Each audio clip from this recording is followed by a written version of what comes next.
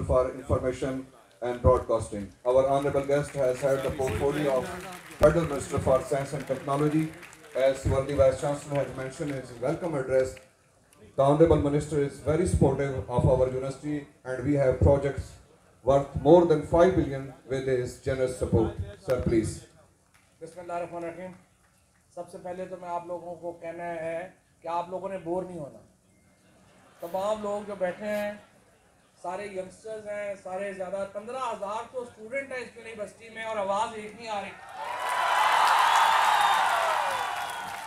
सबसे ज़्यादा मुझे तो बड़ा मौका मिलता है ज़ाहिर है आने का, लोग बुलाते भी हैं, लेकिन सबसे ज़्यादा जो मुझे मज़ा आता है वो यूनिवर्सिटीज़ में आता है और उससे भी ज़्यादा जब मेरिट यूनिवर्सिटी में आता है।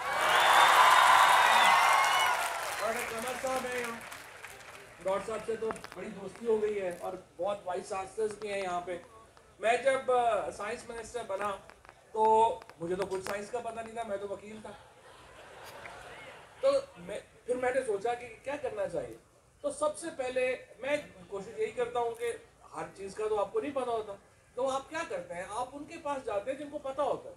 तो मैं सबसे पहले मैं यूनिवर्सिटीज़ में गया और मैं फैसलाबाद यूनिवर्सिटी गया, मैं यहाँ पे फिर एरिड यूनिवर्सिटी आया, वहाँ पे पंजाब यूनिवर्सिटी, तमाम जो यूनिवर्सिटी जहाँ पे मैं जा सकता था मैं गया।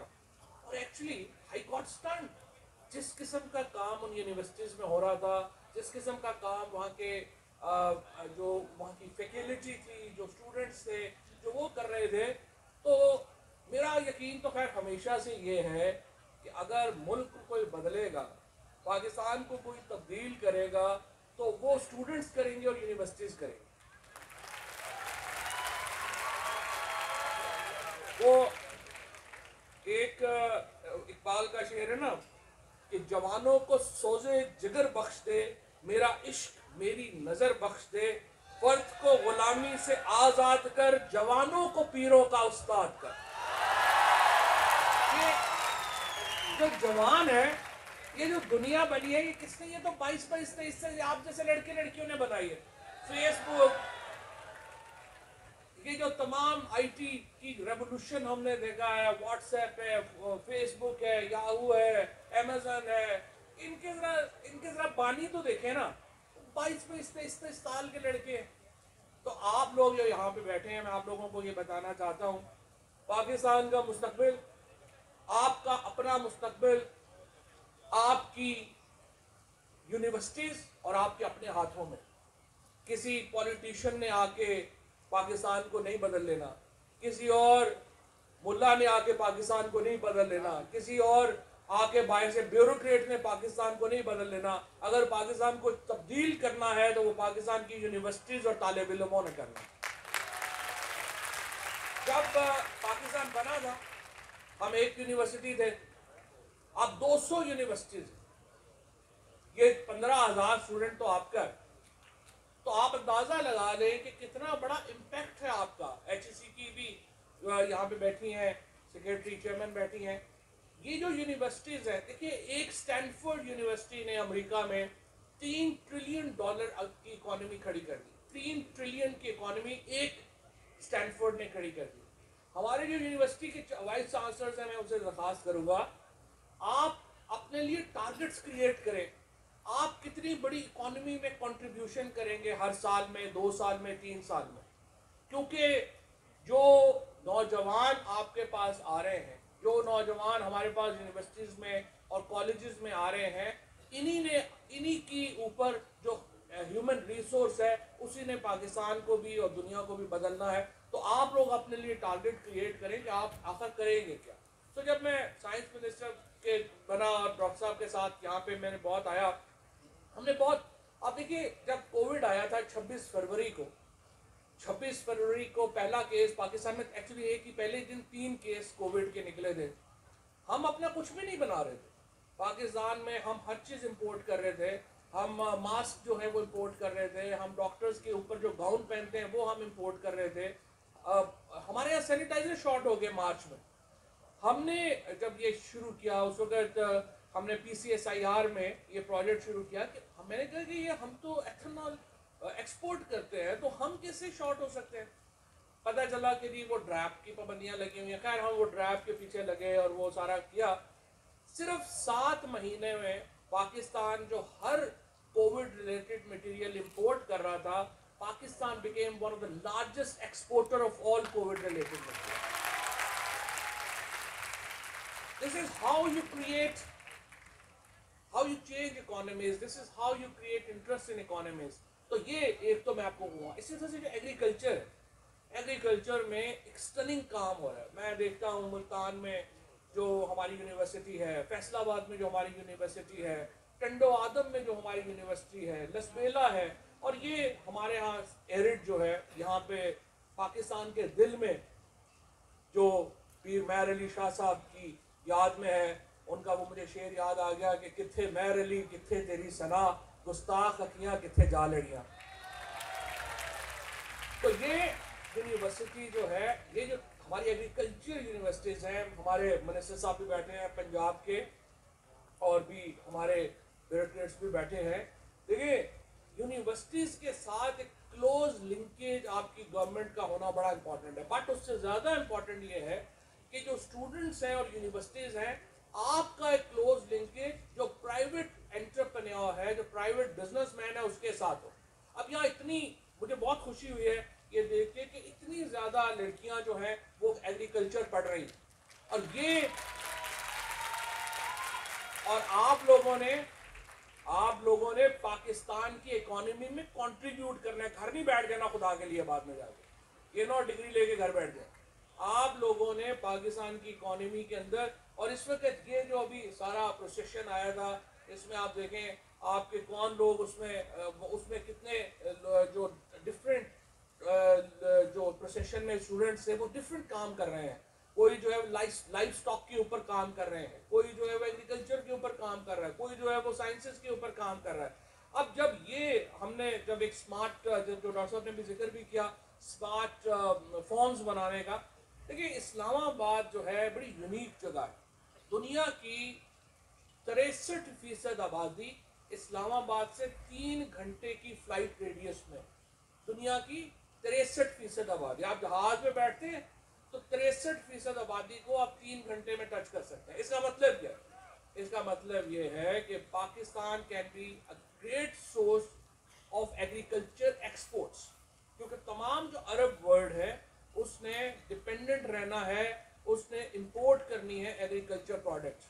वेस्टर्न चाइना आपके लिए खुला हुआ है, उसने इंपोर्ट करनी है एग्रीकल्चर प्रोडक्ट। सो एग्रीकल्चर के अंदर इतना पोटेंशियल है हमारे यहाँ, लेकिन रवायती एग्रीकल्चर में नहीं, मॉडर्न एग्रीकल्चर में आपको स्मार्ट फॉर्म्स क्रिएट करने पड़ेंगे।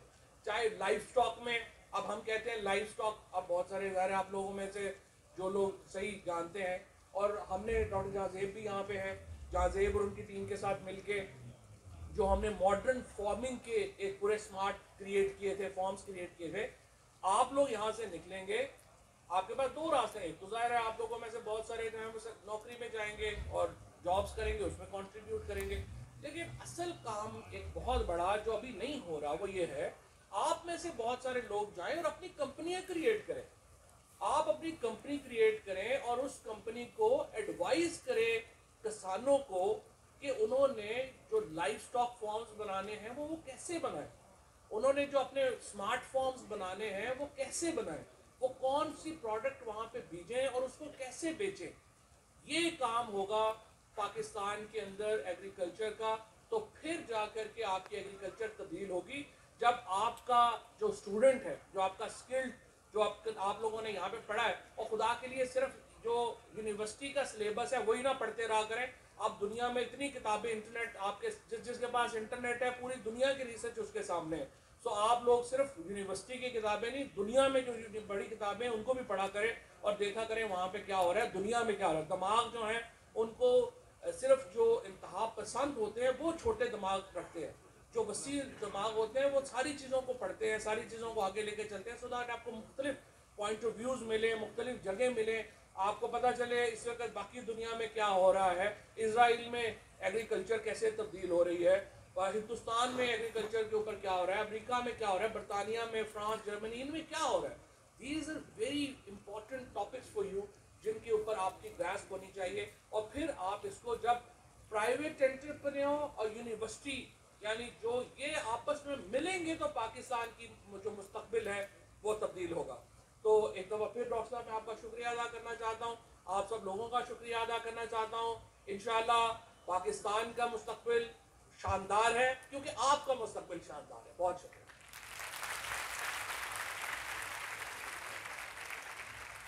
Thank you, sir, for your motivational and inspirational words. Now it's a matter of great honor for us to present our university anthem, which is released to celebrate 25 years of excellence. Kindly play the national, our university anthem. वक्त चौथाई सदी की तहनीयतों का कि जिसमें परानी ज़रे university एक अलम उठा के चली, अलम फिक्र का, इल्म का और जिम्मेदारी का।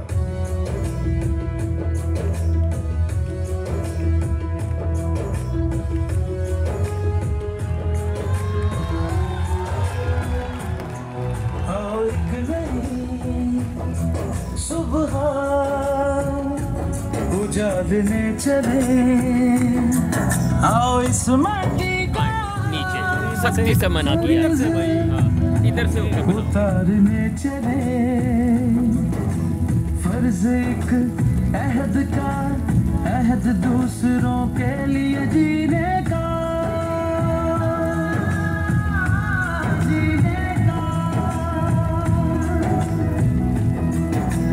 अहद कुछ ख्वाबों का, कुछ तारीरों का, अहद इन्हीं खजानों का, कुछ नए जमानों का, अहद इस धरती पे फूल खिलाने का, कुछ नई फसल उगाने का।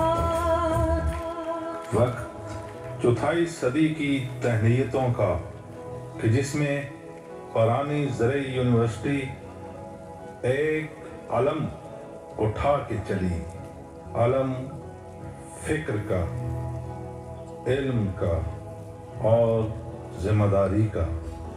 अहद इत्तेहाद का, तंजीम का और यकीन का, अहद बस मोहब्बत का, ईफा का और इस बात का, और कुछ नए ख्वाबों का, कुछ पुरानी तारीरों का, ख्वाब नई रोशनियों के, नई फरमानियों के, ताबीरें के ख्वाबों की, अहद अपना हिस्सा डालने का, हर नुसरते खुदावंद पे ईमान का। चौथाई सदी की तहनीयतों का कि जिसमें परानी ज़रे यूनिवर्सिटी एक अलम उठा के चली, अलम फिक्र का, इल्म का और जिम्मेदारी का। हर नुसरते खुदावंद पे ईमान का।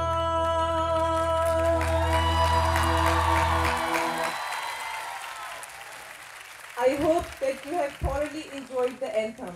It is very important to mention that this anthem is written by one of our faculty members, Dr. Adila. So please give her a very warm round of applause.